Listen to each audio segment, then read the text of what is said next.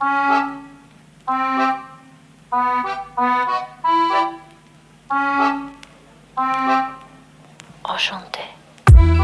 Hey world, you're listening to the first ever episode of Globetrotter, the pod that puts the lover in travel lover.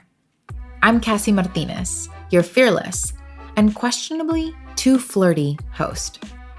A serial traveler pushed into semi-retirement by COVID, Globetrotter is my passion project. No pun intended. Each week, I'm bringing together the hottest travelers in the game to share their juiciest travel love stories. Each episode is recorded live on Twitch, then in true oversharer fashion, cut into the podcast you hear today. Want to spill the tea with me in real time? Check out the pod's description to see when we go live next. As we hunker down at home in these uncertain times, I hope this pod brings back memories abroad, and maybe even makes you text that dude from 2 summers ago. I mean, what's the worst that could happen, right? On today's episode, we've got a must-follow content creator whose fresh perspective on travel has been featured in BuzzFeed, Matador Network, CNN, you name it. I couldn't have asked for a better first guest than Nasir Fleming. But I could have asked for better microphone settings on my end. While not the sharpest recording, Nasir's charm and candor was too good to not salvage into an episode and share with the world. Also, promised next episode will sound so much better. So fasten those seatbelts and lift those tray tables, because Globetrotter is taking off.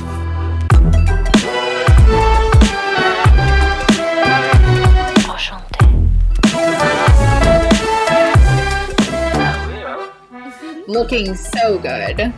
Aw, thank you, baby. Yeah, you're a little bit grainy tonight, but that is to be expected when we are on the internet, when we are in the middle of a pandemonium.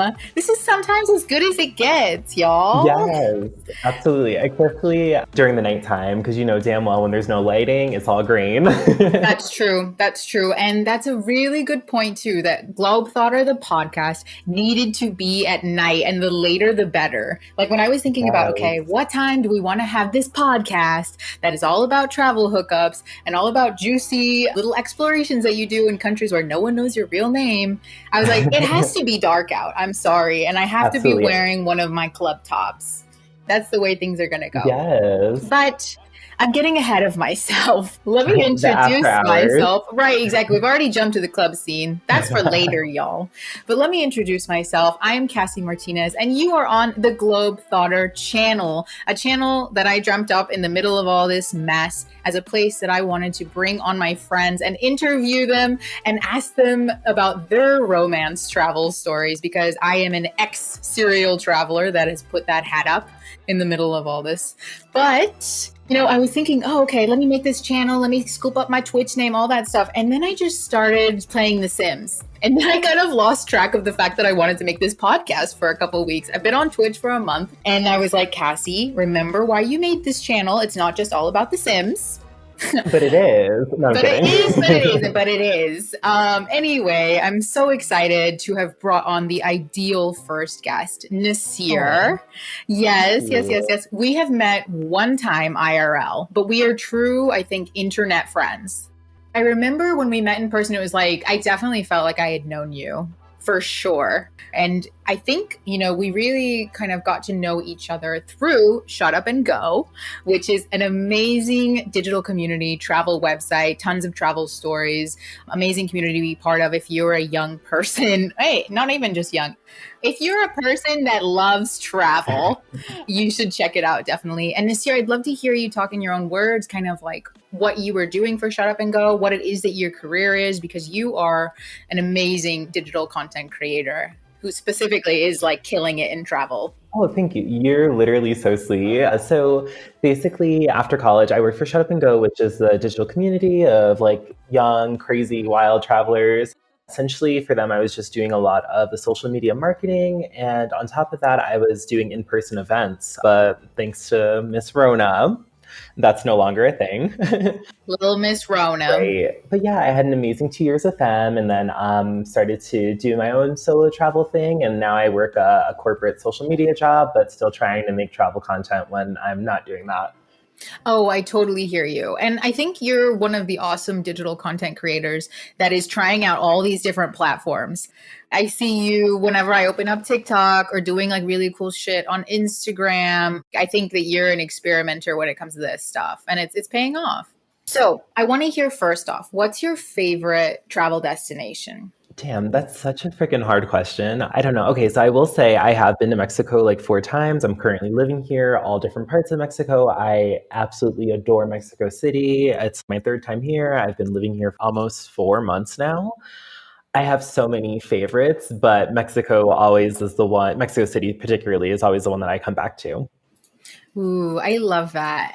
So, Mexico is your top. Yeah, I would say for the foreseeable future until I'm like, okay, I'm living in Argentina now or wherever. And I'm like, okay, I think I love this place. But Oh, every place that I'm in currently is always my favorite place, usually. wow. Well, there's such a lesson to be learned from that, just in a nutshell. Damn. Oh, I have in the chat, I love Mexico City. There is so much to see. That is beyond true. oh well, hello. That's awesome that people are here. Hi, that's exciting.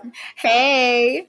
I think for me on my end, like my favorite travel cities, I don't know if this still holds true, but I definitely pre-pandemic, this was my truth. It was the three Bs. It was Berlin, Barcelona, and Budapest. Ooh, Like yes. just but also like I was a different woman then. I'm saying pre-pandemic because like when I was picking a favorite town or favorite destination, I was like, okay, I want it to be as big as possible. I want the really good nightlife scene. I Mm, want, just that kind of super cosmopolitan side.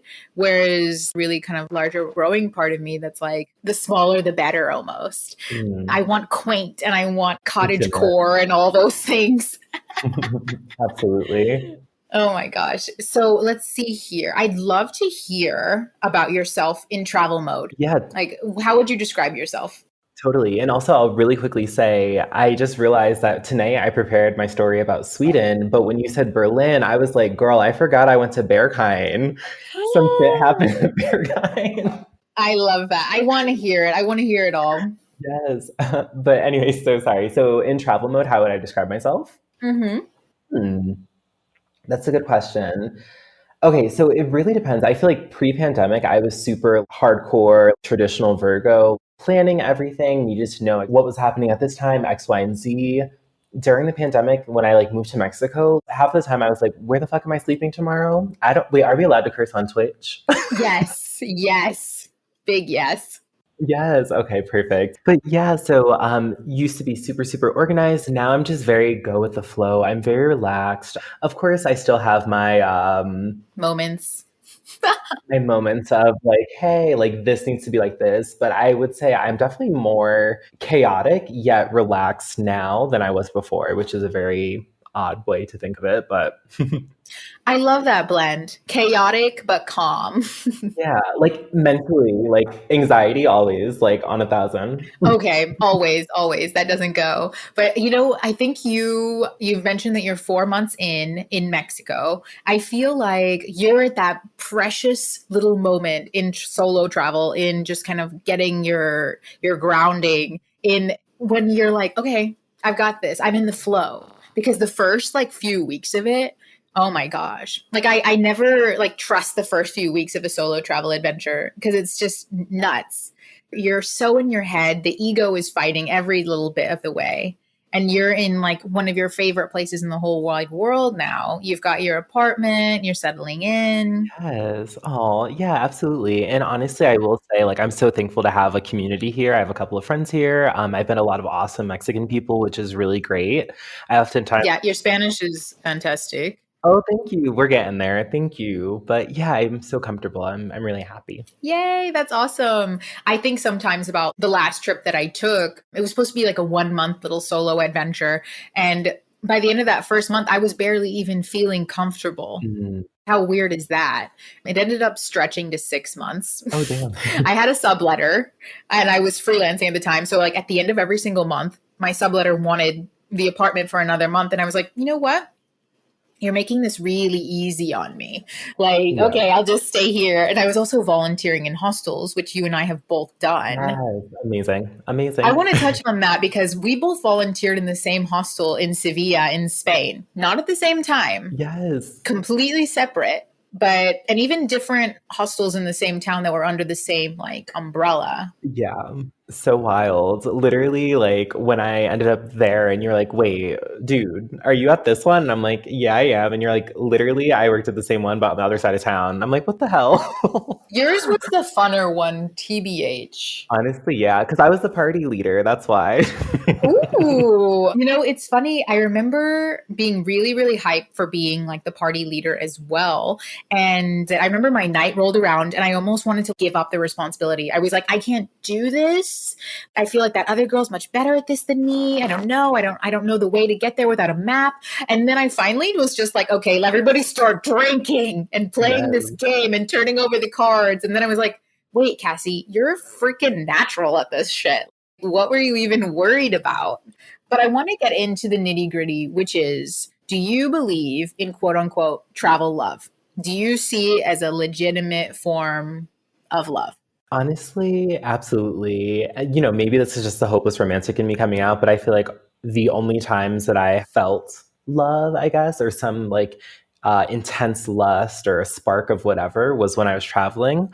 I don't know if I was falling in love with the place. I don't know if I was falling in love with the moment or if the person was just fine as hell. I don't know, but I will say that I've had more amazing romantic experiences outside of the USA than I have in the USA. I so agree. And it's one of those things that I mean, you brought up the different factors. You're like, is it because they're just finer? Is it because I'm more confident here? Is it the like being away from home? Who freaking knows? But it really adds up to this beautiful equation of just being so present in the moment. Absolutely. And really just not caring about anything. Oh my gosh. You talk about like, you know, being kind of like more Virgo self while in the States, right? Where you're feeling like very more like type A. That super resonates with me. Here in the States, when it comes to organization, work, even the way I approach dating, much more like of a type A person. And I feel like it's harder to go with the flow when this is where you freaking live, you know, and every date you're going on, you're like, well, why don't you want to be my boyfriend? Why don't you want to be my partner? Like, what does that mean? Exactly. Whereas I think like a critical difference with travel love is you don't even get to that question because it doesn't make sense to look at somebody who's from 7,000, 4,000 miles away and be like, do you want to be serious? You only have that moment. No, I agree with you, but it depends though, because there's a person or two or whatever that I'm like, so are we a thing? Or what is Ah. this? But I agree with you. So there's this kind of stigma that there's only one kind of love out there. Like we have in the mainstream media, it's like the traditional love, like the monogamous kind of love where, you know, you are long-term partners, you live in the same place. Maybe you're long distance. That's as like crazy as people can get with it. But I'm curious your thoughts on the legitimacy of kind of travel love. Like for me, like I find myself in some moments where I maybe met you a couple hours ago, but let's try at least days. And I'm looking and I'm like, I'm feeling something very real here. It feels to me like this is love. You know, maybe it's not the forever kind of love, but it's a chapter to me. I'd love your take. Yeah, absolutely. Actually, was it last week? I think it was. I just did a YouTube video on this topic of like being 20 and never being in a relationship. But coming from that, I realized that the focus wasn't actually on being in a relationship, but it was more so focused on experiencing and enjoying different types of love. So, of course, you have Mm. your physical affection, you have your traditional sexual affection, but also sometimes you just have that emotional caressing from someone that you care about, but it doesn't lead into something physical, and that's okay. And I feel like oftentimes, Oh, yeah. yeah, and oftentimes with travel love, I'm only putting in air quotes because I don't know if like for some people it exists, for some people it doesn't. For me, it does. Hell yeah. But with travel love, there are just those really intimate moments that aren't always sexual, but you just feel reborn and you just feel so passionate and so excited to see what happens next. And I think those moments shouldn't be overlooked at all. Hell yeah. Even you talking about it on such a poignant level reminds me of this time that I flew out to Italy. Yes. This was to revisit a tryst, someone that was very near and dear to me at this time. Like, oh my gosh. And I remember we were driving around on a bus because ain't nobody got cars. But we were driving around on this bus, and it was just one of those really beautiful kind of moments at dusk. The sun was setting. It was a tiny little beautiful island of Sardinia where it's just known for being quiet. Like that's it. Its life is slow and it's easy and it's not complicated. And we're in this bus with a bunch of other people that are trying to get around, carpool. And my little beau at the time is falling asleep, and he's falling asleep here on my shoulder and just kind of leaning in. And I'm like, these are the moments, man. Like, I in no way, shape, or form was going to fall asleep. You're just like energized by love sometimes. Yeah. But you're just like, oh my God, this is it. Tries to sneak picture. Their eyes pop open. Yeah. Amazing. And you just put your like one headphone in so you can have a cinematic moment real quick and just be dramatic as hell. Oh, that's so true. Who would you play in that moment? Honestly, in a romantic moment like that, I'd probably play Banks. I love her. She's sad as hell. And I'm like, girl, me too. I have problems, don't we all? Yeah. I'd probably play some Banks. Or honestly, I'm like a little electro host. So I'd probably put on some little like upbeat. Depends on the mood. But sad electro. On the topic of music, do you ever make playlists for when you're traveling? Yeah, absolutely. So I always associate music with moments. So I'll definitely have like little playlists about like, oh, that one time I was in Sevilla or Valencia or whatever. And even now, like I just make playlists. That's actually my love language. If I make a playlist for you and I send it to you, I love that. Amazing. And I'm curious, as a fellow like kind of travel addict, how are you doing right now? How has your perspective on traveling changed?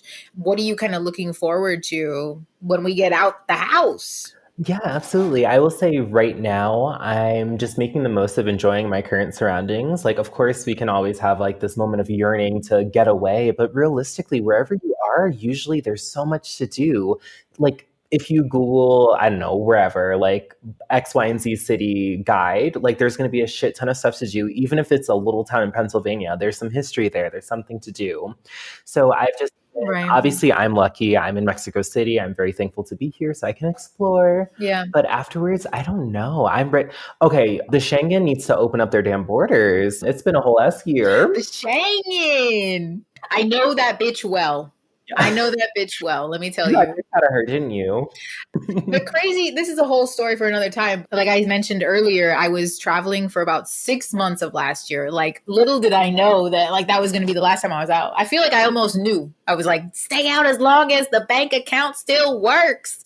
But I remember I was in Western Europe for like 3 months, and then I would have never left. And then the Schengen hit, and I was like, okay, bitch has to go to Croatia. That's where everybody goes when the Schengen's over. And I remember waiting to try and come back. Like I kept thinking, like, I want to get back to Portugal. Like I had such a good time there. My friends were there. I'm low key, in hindsight, kind of glad I got kicked out because I would have just stayed in what was familiar to me. I would have kept in my loops, my little friend groups, instead of exploring Eastern Europe, which has so much there and is like eccentric and different and has so many different things to offer. But yeah, I know that bitch well, Schengen. I'd love to segue into your story. You gave me a little snippet, but I said not too much, because I want to be surprised. But okay, set the scene. Where are we? Okay, so we are in Stockholm. It's 2016. This is my first year of study abroad. My school just gave me a refund check of $8,000. So, damn well, I was like, okay, I'm going to go travel. So I was studying abroad in France. We flew to Stockholm for the weekend and we were like, all right, cool. So basically, we met up with these two people who I had actually met in New York 2 years ago. And the thing with Europeans, or actually the thing with many people from many cultures, is if they say, hey, when you're in town, come visit me, usually they mean come visit me. So they mean it. Oh, absolutely. They're like, yeah, you could stay with us, blah, blah, blah. I was like, oh my God, okay, thank you for the hospitality. So basically, I was just hanging out with my Swedish pals, and one was a drag queen. And she was like, okay, let's go to my favorite bar. It's called The Secret Garden. Love that. Right. I was like, so what secrets? What's going on here? So we went down to the secret garden and it was just really, really chill and low key, but everyone was having such an amazing time. So I was ordering a drink and I felt someone do this on my shoulder and I turned around and it was this dude and I was like, hey. And he started talking to me in Swedish and I was like, okay. And now I'm studying a little bit of Swedish, so when I go back, I'll be ready. But anyway, so he tapped me on the shoulder and he just started chatting with me. And I was like, oh my God, this guy's really, really sweet. And we just kept having a couple of drinks. I totally forgot that my friend was over on the other side of, technically, I called it a bar, but it's really like a tavern. Okay. So on the other side of the tavern. And then after 3 or 4 drinks, he's like, hey, like, let's go outside to have a smoke. And I was like, okay, I don't smoke, but I'm gonna smoke a cigarette for you. Him. Right. So we went outside, and then this was one big cultural difference, but he stopped me and was like, oh, hey, by the way, you can't bring your drinks outside. And I was like, why? And he's like, because the bouncer will get mad at you. So he's like, you can put your drink right there. And I was like, look, Olaf, I don't know how y'all do here in Sweden, but in the States, we do not leave our drinks unattended. No. And he's like, no, seriously, like, it's Stockholm, like, nothing will happen. It's fine. This is the beginning of your Taken story. Great. Thank you. So my dumb ass, I was like, okay, I believe him. So I put my little drink. I trust this guy. Yes. I was like, of course, he would never lie to me. So I put my drink on the side of the bar or whatever, like, so no one could find it. And we went outside in the freezing cold. I was wearing a mesh t-shirt. I looked good as hell. Nipples able to cut glass. Absolutely. Nipples on, erect, like too much. And so anyway, he saw that I was shivering and was really cold. And at this point, we had only been very friendly. And he just got a little bit closer to me and was like, oh, like, let me warm you, but in a very polite, very sweet way. And like, he pulled me close and just hugged me. Oh. And I was like, did this random man just hug me? And I loved it. So hurt by the US for like affection. Yes, absolutely. And literally going back to what we were talking about earlier, different types of loves. Maybe physical touch was his love language. Good for him. Ooh, good for him. It's mine too, so I was very happy. And then after that, just we were chatting a little bit and he's like, you know what? You're very, very beautiful. And I was like, oh, thank you. Hello. And then he's like, do you mind if I kiss you? And I was like, yeah, no problem. So he leaned in. I love the yeah, no problem. I'm like, yeah, of course, no worries. So Yes. he leaned in and kissed me. And I was like, oh, this is super, super adorable. And then we kept making out. We started to make out a lot, but outside, and it was literally 5 degrees. Yep. And you're in mesh. Let's not forget. And then after that, I was like, oh my God, yes. And he's like, so do you want to come back home with me? And at that point, I had never in my life had sex. So I was like, yeah, yes, I guess. So then he's like, okay, cool. So I was sitting in line in the bathroom and he was rubbing on my shoulder and kissing my neck. And I was like, oh my gosh, he was being sweet. He was, because that bathroom line was long. So he's like, let me just occupy you, I guess. And then out of nowhere, someone came up to me and tapped on my shoulder. And I was like, oh, hey, how are you? And she's like, what are you two doing? And I was like, oh, I'm going to use the bathroom. Why? What's up? And she's like, why are you with my boyfriend? And I was like, excuse me. Yeah, I was like, excuse me? And she's like, yeah, that's my boyfriend. I was like, oh my God, I'm really sorry. Like, he literally didn't tell me that he was in a relationship. And then they started talking to each other. And he was very fast Swedish. Very fast Swedish. And then he translated after and he's like, oh, I thought we were in an open relationship. And she was like, no, I never agreed to this. And I was just sitting there really awkwardly, minding my business, like, okay. But anyway, so the moral of the story for that one is that everything is lovely. But when you're in a relationship, please have open communication. Like, I'm so down for open relationships and just people being true to themselves. Absolutely. But you communicate with your partner. And Olaf didn't communicate. Sounds like Olaf had a dream at some point that they had that conversation. Right. He was daydreaming because, oof.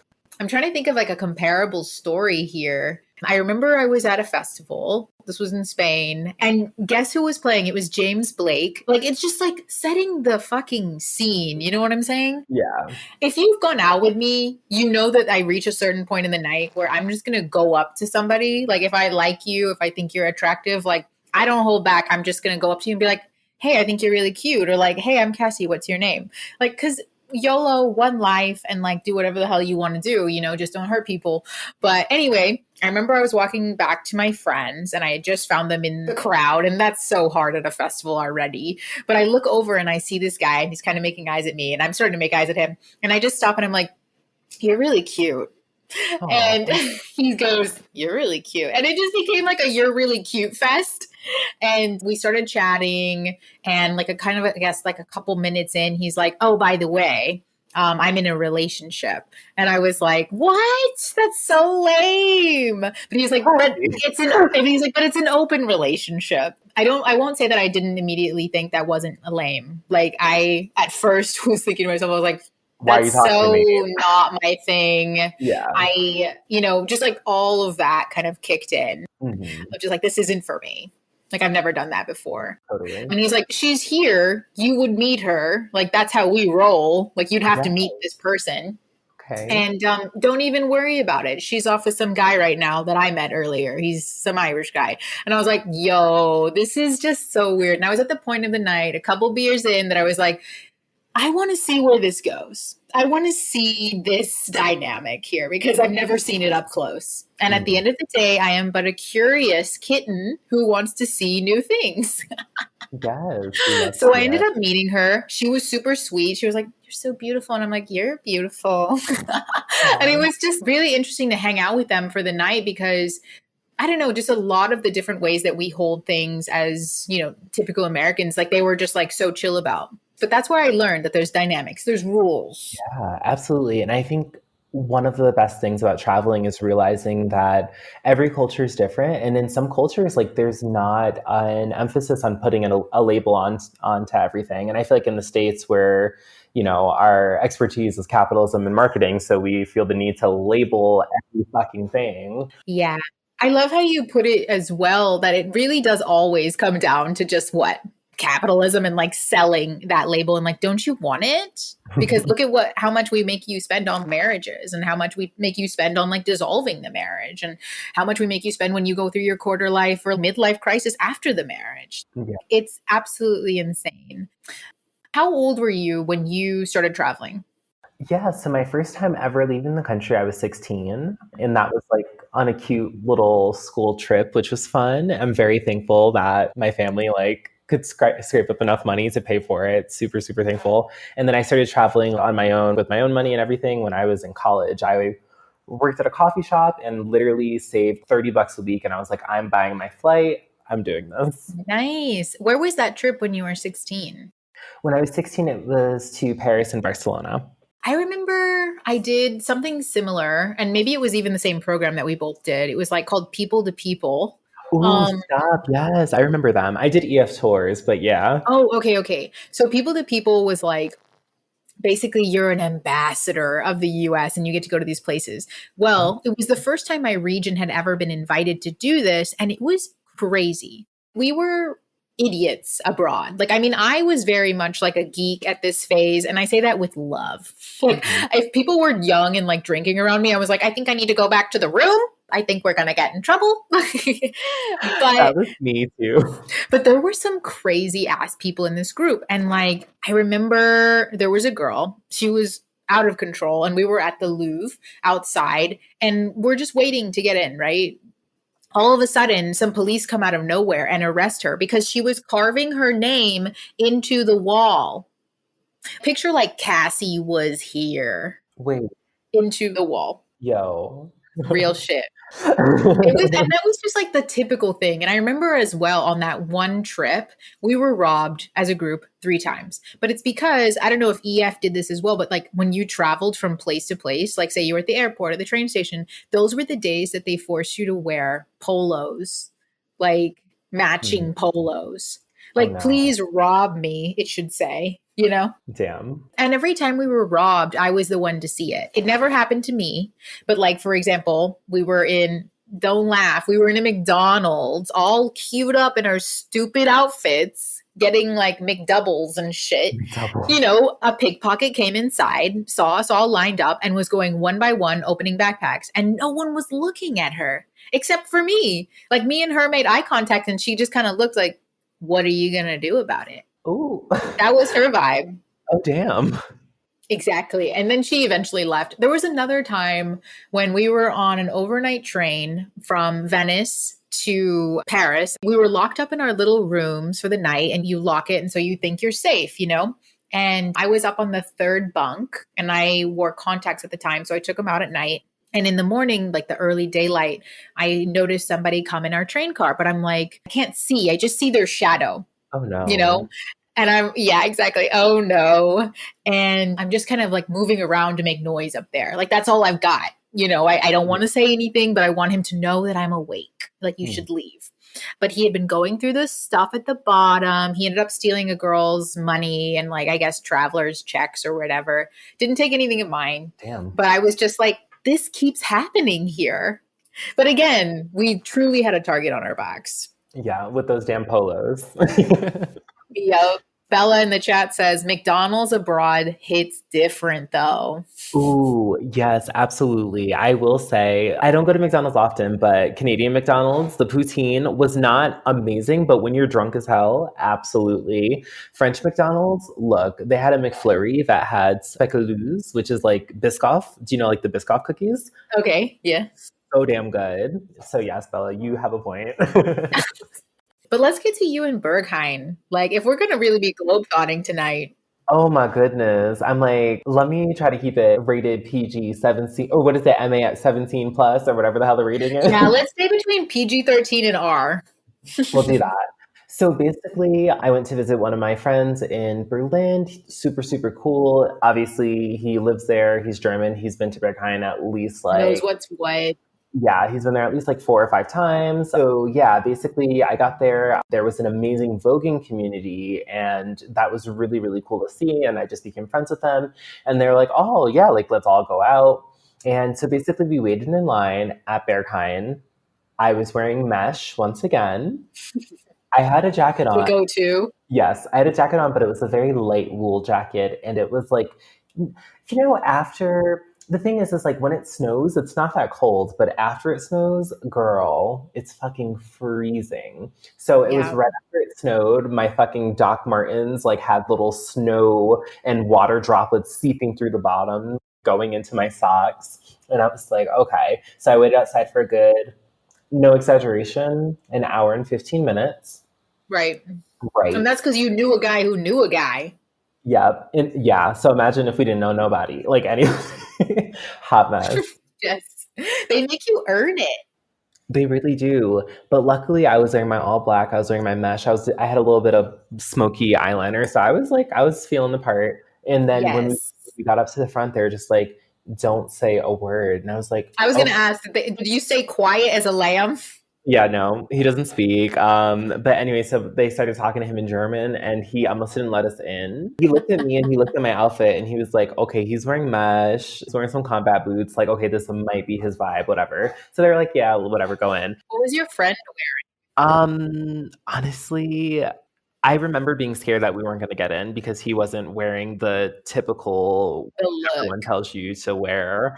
But we got in, luckily, because he recognized my friend. And yeah, once you got in, of course, you have to put a little sticker on your phone so you can't take pictures and videos, which is amazing. And I don't know if people watching know the history of Berghain, but essentially it was an old factory. And in the 90s, it actually turned into essentially like an underground like sex club for LGBTQ plus people. And then after that, it sort of became like a very popular club.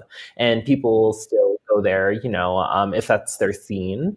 But now it's more of like a touristy thing, I guess. And not like in a weird, like, quote unquote, like hipstery kind of way, like, oh, it's so touristy. But literally, like Britney Spears tried to go to Berghain once. Like, wow. She didn't get in. No, she didn't get in. So once I was in, mind you, this was a year I studied abroad. So I was 19. I was a baby. And Wow, 19 at Berghain. So my friend was like, okay, I've been here 5 times. I'm going to sit here on the couch. You can just go explore for an hour. Girl, this hour, I saw some shit, which is great. Like, go off. Anyways, like I went upstairs and once you first get in, it's not too crazy. Just your typical club, great music, no lyrics, which at that time I was like, I don't know if I'm into hard techno, but now I am. But anyway, so there's this one Dutch guy who came up to me and he was like, "Hey, what's up?" And I was like, "Hi." And I guess he thought I was cute or whatever. But he's like, "I come here every weekend." I was like, "Okay, good for you. Nice." And he was like, "Yeah, I live in Amsterdam, but I take the bus over. It's only like 3 hours to get to Berlin." I was like, Oh "Sorry." my gosh. Red flags, honey. Right. And he's like, "Yeah, yeah. So usually I'm here from Thursday until Sunday." Bro, you not brushing your teeth for 3 days? People stay in there. Go off. But it's okay if it's like a once a month thing, but he's like, "I'm here every weekend." I'm like, "Sir." Sir. He's like, "Yeah, also like, I'm like a big drug dealer here." And I was like, "Oh, okay, I gotta go, sir. Like, I'm not trying to get caught up in no shit." So after that, I just walked around. Now looking back, now that I'm 24, it's not that big of a deal. But at the age of 19, I was like, "Oh, there are different rooms." And essentially, each of the rooms has like a different vibe going on, but they're all dark rooms. So essentially, I walked Right. and you just gently feel some like hands on your shoulder, on your sides. And I was like, "Oh my God." I was like, "Bitch, I'm at a sex club. Oh my God." Wow. You were like Dorothy in the woods. Exploring the rooms. And then the last room was actually super riveting. I had never seen live sex. And there was communal swings, which was very fun. I was like, good for you guys together. The Get the age communal before COVID. before COVID. And there might have been some things going on with fists, whatever. Use your imagination. And I was like, okay, this is fun. I gotta go. And so I headed out, and that was my first night at Berghain. And honestly, it's super fun, super exciting. Yeah. It was nice to see something different because I think oftentimes when we travel, like we expect things to be like certain bars in the States. Now that I've been around New York, I know obviously there are clubs like that. But at 19, I was like, holy shit, this is a whole new world. Oh my gosh. Berlin clubs are like none other. I don't even know how to pronounce this one that I went to, like Grissmule or whatever. Anyway, it used to exist in one way. They tore it down and now there's another. But the old one is the one that I went to. And it was really cool. There was like basically like all these outdoor play sets, but they wouldn't call them that. It was just all this like wooden, like little tiny edifices that you could climb into. Seriously, like ladders.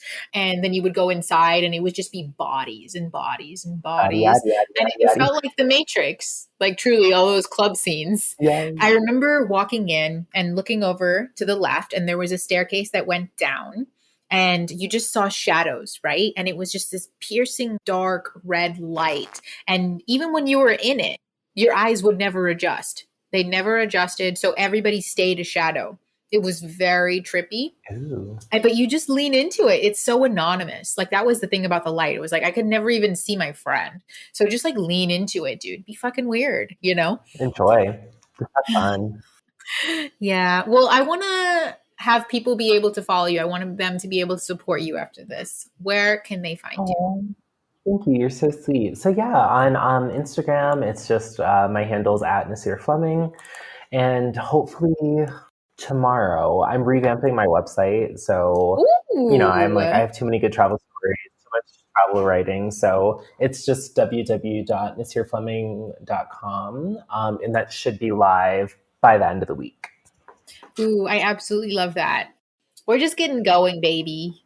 Absolutely. 2021 is the year for us to try, to experiment, to create, to everything. So good for you. And thank you so much for having me. Yes. On that note, I'm so glad that you're on here and setting the tone for this new series. We're learning, we're growing together, and I would absolutely love to have you on again. Think of some more stories. Oh, trust me, I have a lot of stories. I'm so ready. Thank you. This is so fucking exciting. Yeah, of course. I think too, like for me, it's like thinking of those stories and then thinking, okay, well, how can I substitute little parts? I think both you and I were like, okay, and then we got to the part where we're like, and I can't tell that one live. Right. I can't tell that one live. Maybe that's for the Patreon, baby. Yes, Get the real deal. Right, the Patreon, I got you. I'll be spilling all the tea, all the coffee, all the beverages. 100%. Well, you have a lovely night. Enjoy yourself. Stay safe. Thank you so much. Thank you so much for having me and wishing you the best of luck. Obviously, I'll be here to support 1,000%, but I cannot wait to see all the other episodes. Yes, and we need to get you on here. Oh my God, on Twitch? We'll see. We'll see. Whatever games you want to start playing. Oh my God. Look, the only game I play is like my brain playing the anxiety game. Oh, that's an option. Does Twitch have that? Yeah. Me playing myself? There we go. So thank you so much. Have a great evening. Of course. Bye. Bye. Enchanté.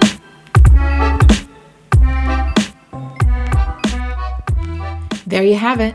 Globethotter's first episode, on the books. Keep up with our amazing guest, Nasir Fleming, by following him on Insta, TikTok, or his YouTube channel, full of helpful travel tips. Be sure to subscribe to the pod and follow Globetrotter on Twitch to catch these interviews recorded live. Don't forget to shoot us a follow on Instagram as well to not miss a thing at The Lover in Travel Lover. Inspired to share your epic travel story? I'm all ears. Hit Globethotter's DMs and tell me all about it. Till next time, I'm Cassie Martinez. Enchanté.